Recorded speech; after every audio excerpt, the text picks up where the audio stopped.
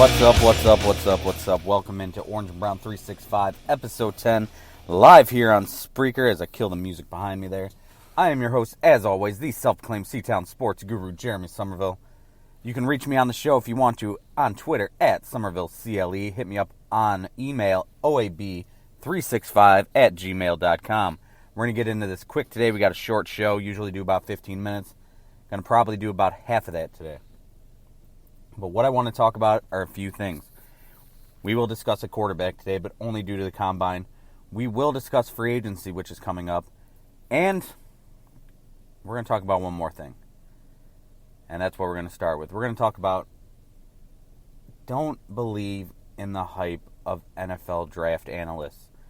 Whether it's Kuiper, whether it's McShay, whether it's Mike Mayock, whether it's...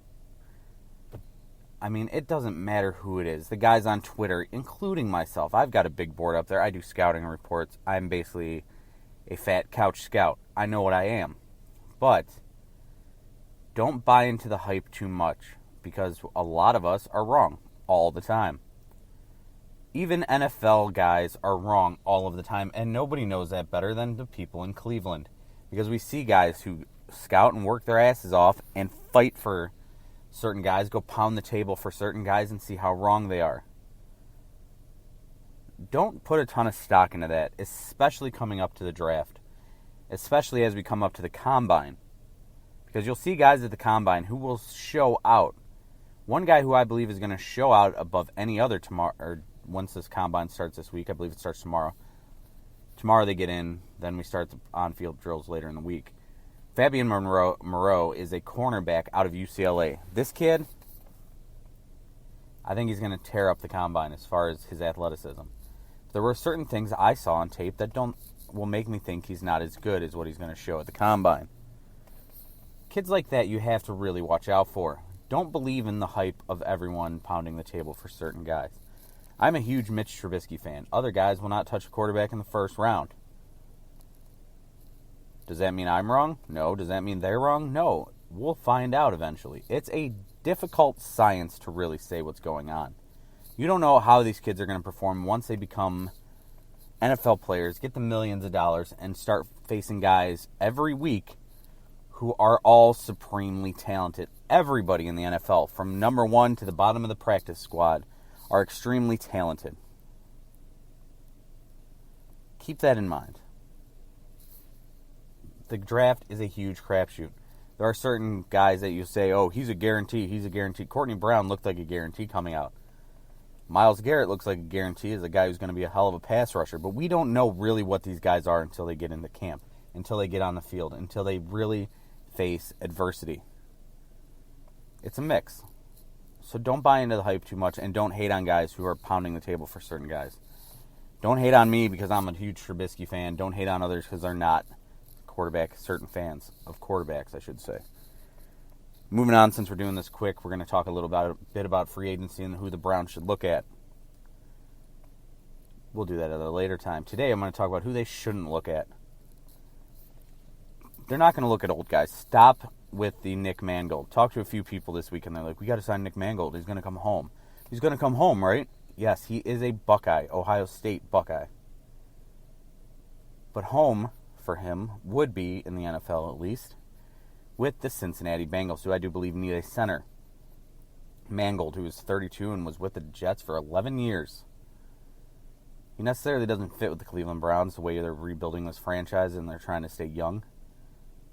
And why would he want to come to a team that is 1-15? He's been on the Jets, who have struggled most of his career. The Bengals, for all Marvin Lewis has struggled with, have still gotten to the playoffs more times than not recently.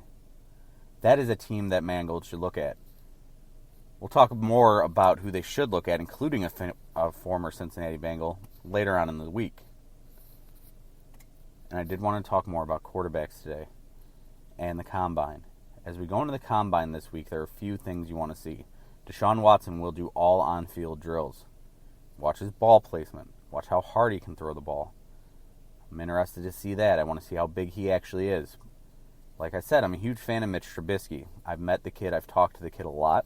I covered him in high school. It was huge watching him in college. I want to see how big he actually is. Now, I am 5'9.5", 5'10" on a good day. I don't know how much taller he is than me, whether it's 3 inches or 5 inches, but he's much taller than I am. His height has come into play with Mike Mayock of the NFL Network saying that he believes he will measure in around 6'1". If he measures in around 6'1", he will drop in the draft. Because with all the questions already around 6'3" and a normal-sized quarterback in the NFL is a big deal.